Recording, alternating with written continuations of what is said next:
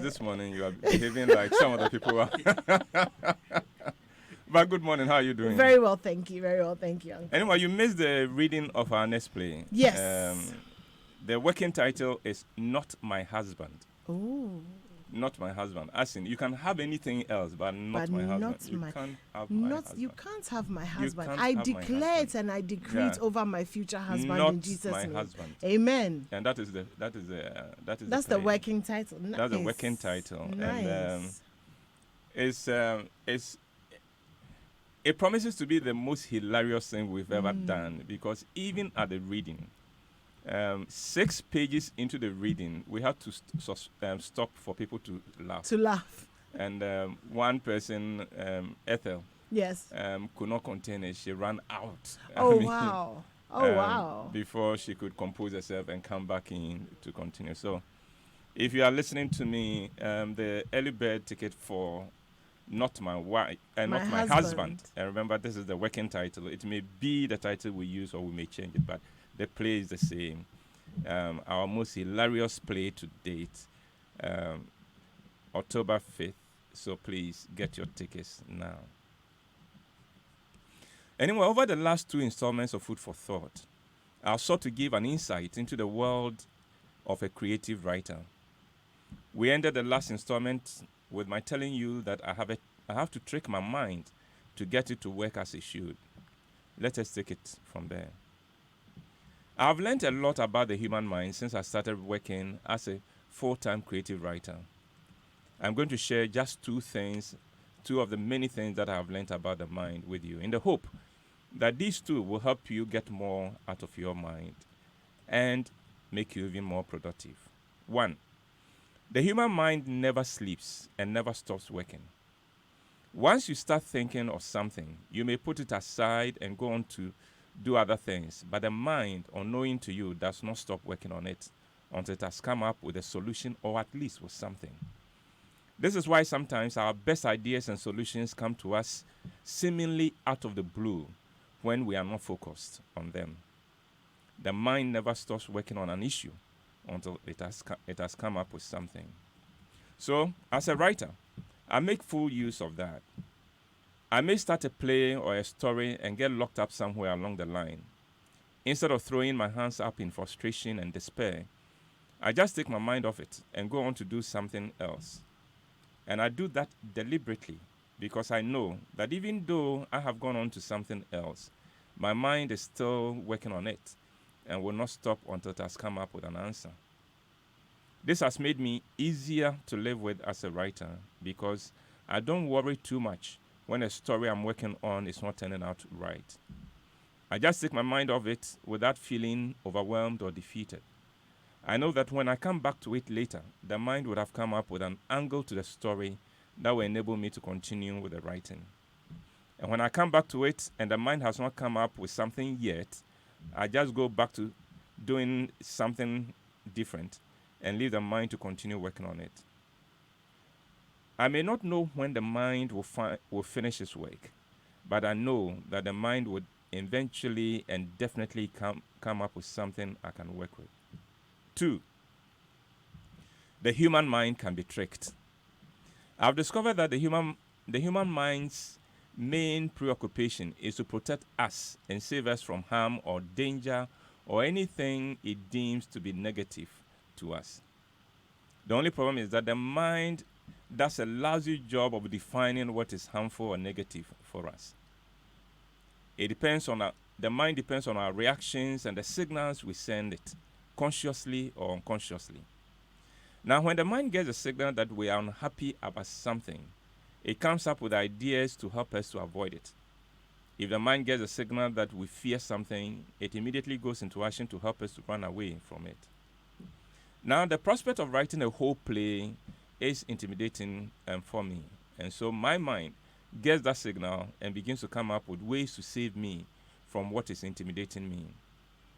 And what does the mind do? It finds ways of distracting me from that which is intimidating me. It makes everything else more exciting than the writing. So suddenly, watching a YouTube clip becomes very appealing. Reading an article is presented as very critical, and so on. The mind is simply trying to save me from what I find intimidating, and it will not let up until I walk away from writing. This is the reason why creative people often fail to meet deadlines. The mind of a creative person, in his bid to protect him and save him from the difficult challenge of delivering creatively, distracts him and keeps him away from delivering on schedule. This applies to anything creative, from seamstress, that's from sewing to whatever. Now, I know that a lot of people say that creative people are last minute people. And I have heard a lot of creative people say themselves that they work better under pressure. Now, this is what happens. The mind of the creative person, misinterpreting the challenge and the anticipated difficulty of the creative work, goes to work to save the creative person from the hardship by diverting and distracting him. So, even though the creative person had ample time to deliver, he cannot bring himself to get down to work at what he needs to deliver. But, and this one it gets interesting, when the deadline is up and the creative person thinks of how much he's going to disappoint people and how embarrassing it will be not to deliver, then the mind this time shifts its attention to saving the creative person from the looming embarrassment by empowering and enabling him to work as fast as possible to deliver. So, to get past my mind's attempt to save me from writing, I have to trick the mind to allow me to write. How do I do that? I'll tell you. I'll start by reviewing my past productions and getting excited about them. And then I remind myself how much I enjoy my work and how blessed I am that I get to write and live my dream. This way, the mind gets the impression that I love the plays and they make me happy. Next, I tell myself that I'm not going to write the whole play. I'm just going to make a few notes for some other time when I may write the play. When I do that, the mind does not get a signal of intimidation. It gets the signal of fun. And so I get going on the notes. And then the notes begin to grow, and before I know it, I'm working on Act 1. When Act 1 is done, I celebrate and reward myself for finishing it. This way, the mind gets a message that writing brings me rewards and celebration, and it wants to do more.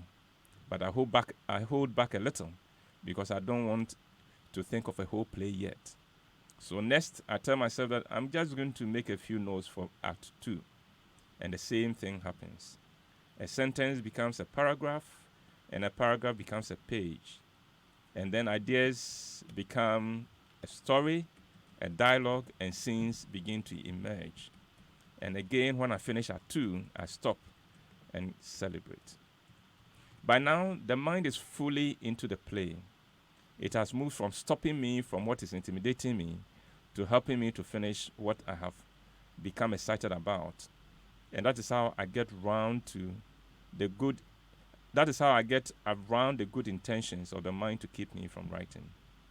In the past, when I did not know how to trick the mind, I would keep waiting to feel like writing and never felt like it. Now I don't wait to feel like writing because I know the mind will never make me feel like writing.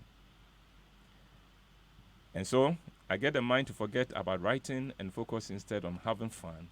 And in so doing, I start work. That should do it for today. In the next installment, I shall tell you how, after tricking the mind into letting go of its determination to protect me from hardship, I then get down to the actual task of writing.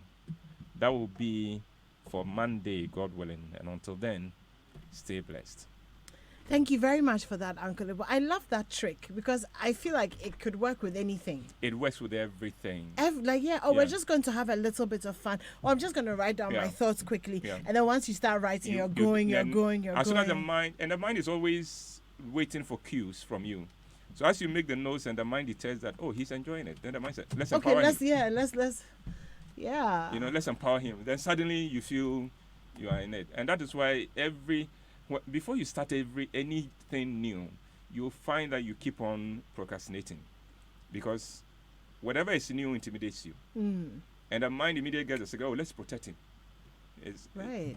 And then in its bid to protect you, it makes you unproductive. It does. I can even apply it to new relationships. Good morning, everyone. Well, that was Uncle Abel White. New play coming up, Not My Husband. Sounds really exciting. And who knows, maybe Monday he'll tell us a little bit about what it's about. Okay, I guess not. Yo, yo.